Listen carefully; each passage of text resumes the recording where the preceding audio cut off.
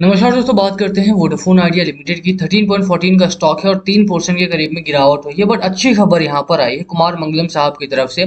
Stock जहाँ लगातार गिरावट पर है और अगर आप देखेंगे तो जो रिपोर्ट आई थी उसकी वजह से गोल्डमैन सैक्स की, तो उनकी वजह से थोड़ा बहुत प्रेशर यहाँ पर बिल्डअप हुआ था। मैंने उस रिपोर्ट के बारे में भी आपको बताया था कि एक्चुअली में उन्होंने अपना जो टारगेट था ₹2.5 वो अपग्रेड किया है, ना कि डाउनग्रेड किया। उनके हिसाब से अगर उस रिपोर्ट को भी आप पढ़ेंगे तो उस रिपोर्ट में भी साफ तौर पर यही बात कही गई थी कि स्टॉक में अब यहाँ से तेजी की शुरुआत हो सकती है। ₹2.20 का टारगेट उन्होंने 6 महीने पहले दिया था, उसको बढ़ा करके एक्चुअली में उन्होंने ₹2.5 का टारगेट किया है।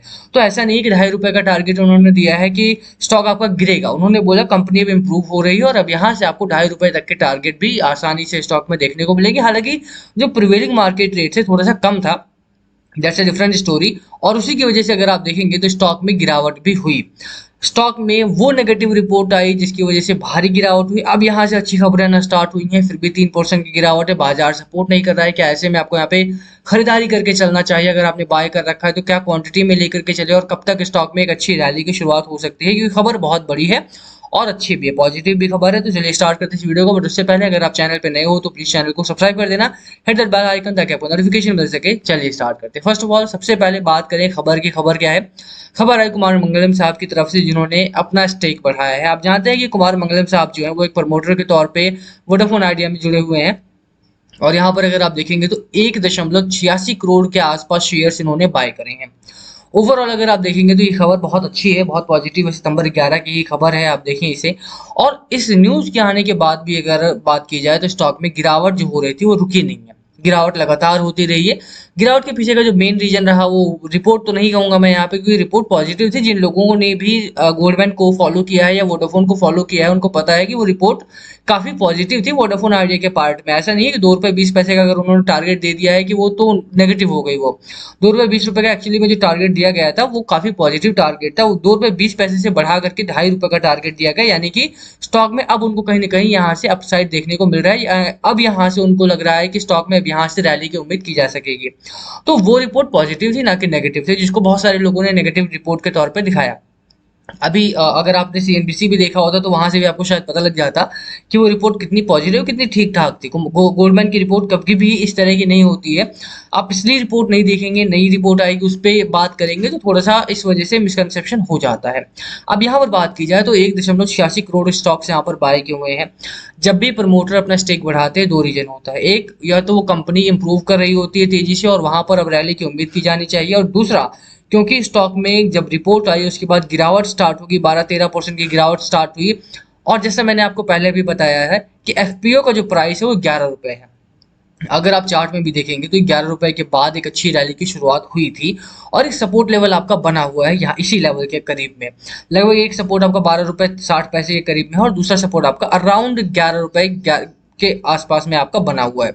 दूसरा सपोर्ट जो है वो एग्जैक्ट ₹11 के आसपास, जहां से एफपीओ आया था। एफपीओ आया, एफपीओ आने के बाद अगर आप देखेंगे तो स्टॉक में एक बड़ी रैली की शुरुआत हुई। यहाँ से एक अच्छी खासी रैली की शुरुआत हुई और स्टॉक ने आपको एक अच्छा खासा प्राइस भी दिया। ₹15 के आसपास, ₹17 के आसपास स्टॉक आपका गया भी था। तो ओवरऑल ₹11 का एफपीओ है। अगर ₹11 के एफपीओ का प्राइस यहाँ से किसी वजह से नीचे आता है तो एफपीओ वाले बेचना स्टार्ट करेंगे, विच इज ह्यूज क्वांटिटी।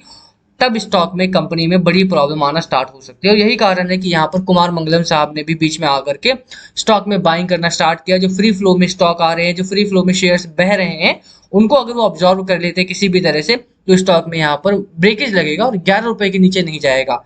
तीन कारण है इसके। पहला रीजन ये है कि अगर स्टॉक आपका रुकता है यहाँ से तो स्टॉक आपका ₹10 के ऊपर बना रहेगा, जो कि कॉन्फिडेंस देगा और भी ज्यादा इन्वेस्टर ऐड होते रहेंगे।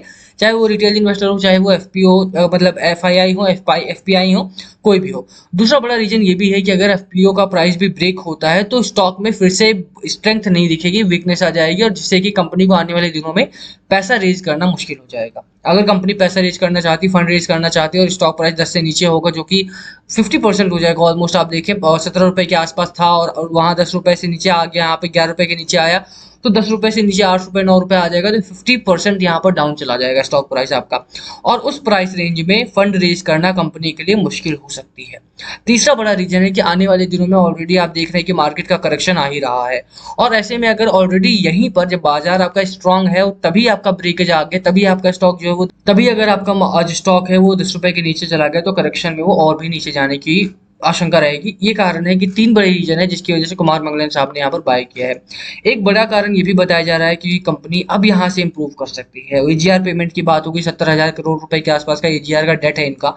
और अगर आप देखेंगे तो 70,000 करोड़ रुपए एक बड़ी रकम होती है। अगर गवर्नमेंट की तरफ से यानी सुप्रीम कोर्ट की तरफ से यहाँ पे एक अच्छा ऑर्डर आता है, पॉजिटिव ऑर्डर आता है, तो यहाँ से एक अच्छी रैली की शुरुआत हो सकती है। बट अगर नेगेटिव होता है तो वहां से और गिरावट हो सकती है। बट हाँ, मुझे लगता है कि उम्मीद यही है कि पॉजिटिव आएगी, क्योंकि यहाँ पर सिर्फ वोडाफोन आइडिया नहीं है, भारतीय एयरटेल भी जुड़ा हुआ है एजीआर पेमेंट को लेकर के। स्पेक्ट्रम रिलेटेड जो पेमेंट है उसको लेकर के अब 2026 से जियो भी वहां पर आ जाएगा, तो जियो भी वहां पर जुड़ा हुआ है कहीं ना कहीं। तो वो खबर मुझे लगता है पॉजिटिव आने वाली है। स्टॉक में पॉजिटिविटी बनी रहनी चाहिए, यही कारण है कि कुमार मंगलम साहब ने भी यहाँ इंटरवीन किया है। अब कंपनी में थोड़ा सा मुझे लगता है कि स्ट्रेंथ आएगी। 2.5% 3% की गिरावट आज स्टॉक में जरूर देखने को मिली है, बट इस खबर के बाद मुझे उम्मीद यही है कि यहाँ से स्टॉक में तेजी आनी चाहिए। क्रीपिंग यहाँ पर एक्विजिशन किया जा रहा है। क्रीपिंग एक्विजिशन का मतलब होता है कि 5% अब हो चुका है, 5% से ज्यादा अगर एक्वायर करना होगा तो सेबी को उनको इन्फॉर्म करना होगा। तो इसी वजह से यहाँ पे जो भी एक्विजिशन हुए हैं वो 5% से कम हुआ है। ओवरऑल अगर आप देखेंगे ये खबर मुझे बहुत पॉजिटिव लगी, और इसके बाद से उम्मीद यही है कि जो 12 रुपए का सपोर्ट लेवल आपका बना हुआ है वो ब्रेक नहीं करेगा। यहाँ पर आकर के स्टॉक आपका बाउंस बैक करना चाहिए, और अगर मार्केट सपोर्ट करता है तो यहाँ से एक अच्छा खासा बाउंस बैक आपको मिलेगा, जो कि स्टॉक को 14 रुपए 13 रुपए के करीब की ट्रेजेक्ट्री में दोबारा से लेकर के जा सकता है। अराउंड यहाँ पर ये जो आपका प्रीवियस प्राइस था, इस प्राइस पर अगर आता है स्टॉक आपको दोबारा से, तो वो एक अच्छा प्राइस होगा, और मुझे लगता है वहां से स्टॉक में फिर एक अच्छी रैली की शुरुआत हो सकती है if the market supports only. But इस रेंज में भी अगर बना रहता है तो आई वुड से कि वो अच्छी ट्रेजेक्ट्री होगी, और वहां से फिर स्टॉक में आपको एक अच्छी रैली की शुरुआत जो है वो देखने को मिल जाएगी। अभी के लिए बात करें तो स्टॉक में कोई बड़ी खबर जो आनी चाहिए थी वो आई है। कुमार मंगलम साहब ने यहाँ पर स्टेक बाय किया है, जिसकी वजह से स्टॉक में एक बाउंस बैक की उम्मीद जताई जा सकती है। 13 रुपये 40 पैसे का, 13 रुपये के आसपास का स्टॉक है आपका, और 15 रुपये के करीब का टारगेट यहाँ पर आप लेकर के चल सकते हैं अगर यहाँ से बाउंस बैक आता है तो। बट ओवरऑल स्टॉक आपका रिस्की जोन में तो है, हाई रिस्क हाई रिटर्न का जोन है। सिटी ने ऑलरेडी यहाँ पे 22 रुपये का टारगेट दिया है, तो उसको याद रखना है आपको। गोल्डमैन की रिपोर्ट को याद रखना है। देखिए, गोल्डमैन की रिपोर्ट को बार बार कोट कर रहा हूँ मैं यहाँ पे, रीजन बिंग की उसकी वजह से गिरावट हुई। वो एक पॉजिटिव खबर थी, पॉजिटिव रिपोर्ट थी। लोगों ने रिपोर्ट नहीं पढ़ा, बस टारगेट पढ़ा, और प्रीवियस रिपोर्ट नहीं पढ़ी थी। ऑब्वियस सी बात है, जिन लोगों को आधा नॉलेज होता है यूट्यूब पे, वो लोग आकर के यहाँ पर गलत इन्फॉर्मेशन दे देते हैं, और उनको लगता है कि नहीं यार हम तो सबसे बड़े एनालिस्ट हो गए। यहाँ पे 2 रुपये 20 पैसे का पहले टारगेट था, 2.5 रुपये का टारगेट दिया, यानी कि उन्होंने टारगेट को बढ़ाया था। अब वैल्यूएशन की बात रही, देखिए वैल्यूएशन तो महंगे हैं ही सभी स्टॉक से थ्रू आउट द मार्केट। अगर आप बात करेंगे तो वैल्यूएशन महंगे हैं, चाहे वो आप आईसीआईसीआई बैंक के देख लेंगे, चाहे आप वो जियो के देखेंगे, चाहे आप भारतीय एयरटेल के देखेंगे, वैल्यूएशंस महंगे हैं सभी के। और वैल्यूएशंस की अगर बात की जाए तो वैल्यूएशंस के तौर पे गोल्डमैन ने बोला कि यहाँ पर वैल्यूएशंस महंगे, थोड़ा सा यहाँ पर गिरावट आएगी। 30% के आसपास का उनका अनुमान था, लगभग 30% के आसपास जो एवरेज ब्रोकरेज हाउसेज की अगर आप बात करें, गोल्डमैन की भी ले लीजिए, सिटी की भी ले लेंगे, तो वहां पर 30% का यहाँ पर गिरावट का अनुमान था। 17 रुपए से ऑलरेडी यहाँ पर गिरावट हो चुकी है, वो आपका करेक्शन मोड आ चुका है, तो मुझे नहीं लगता कि यहाँ पर और करेक्शन आना चाहिए।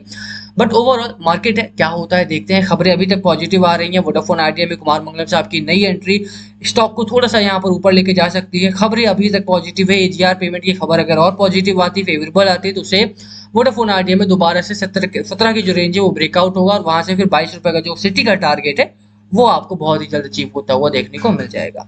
अभी के लिए इतना ही। बात बाजार की करें तो बाजार में आज का हालात थोड़े से ठीक ठाक रहे हैं। स्टार्टिंग में मार्केट आपका बढ़िया चला था, बट वहां से फिर लगातार बिकवाली का माहौल आया। एफआईआई ने, एफपीआई ने, डीआईआई ने, सभी ने मिलकर बिकवाली करी है। कल का भी डेटा मैं अगर आपको दिखाऊं तो कल तो हालांकि एफआईआई एफपीआई ने अच्छी खरीदारी की थी, बट आज के दिन में वो उतना ही बिकवाली में आए हैं। Let me show you that कि यहाँ पर अगर आप देखेंगे तो 2200 करोड़ के आसपास की खरीदारी एफआईआई ने किया था। वहीं पर उसके अगेंस्ट में डीआईआई ने 275 करोड़ का माल बेचा था। तो ये ना थोड़ा सा कैश अपने पास रखिए। मुझे लगता है कि इस पॉइंट पर थोड़ा कैश अपने पास रखिए। अगर किसी में लॉस हो रहा है आपको तो वो आधा आप बेच सकते हैं, उसमें लॉस को बढ़ाने का कोई मतलब नहीं बनता है। और प्रॉफिट हो रहा है तो वहां पर आप बने रह सकते हैं। बट हाँ, ओवरऑल अगर आप देखेंगे तो ये कैश का मार्केट होने वाला है। आने वाले दिनों में करेक्शन अगर 10%, 15%, 20% आता है तो पोर्टफोलियो आपका 30%, 35% भी डाउन जा सकता है। ऐसे में कैश रहेगा तो आप अच्छे स्टॉक्स को बाय कर पाएंगे। तो कैश रखिए, पूरी तरह से अंदर मत घुसिए, वो ज्यादा बेहतर रहेगा। बाकी ये रही खबर पूरी तरह से। बाकी आपकी क्या राय है स्टॉक को लेकर के, बाजार को लेकर के, प्लीज कमेंट करके शेयर करना। लास्ट कॉल हमेशा आपका होना चाहिए, क्या है आपकी स्ट्रैटेजी स्टॉक को लेकर, प्लीज कमेंट करना। वीडियो को हम यही खत्म करेंगे। पसंद आए तो लाइक करना, चैनल पे नए हो सब्सक्राइब किए बिना मत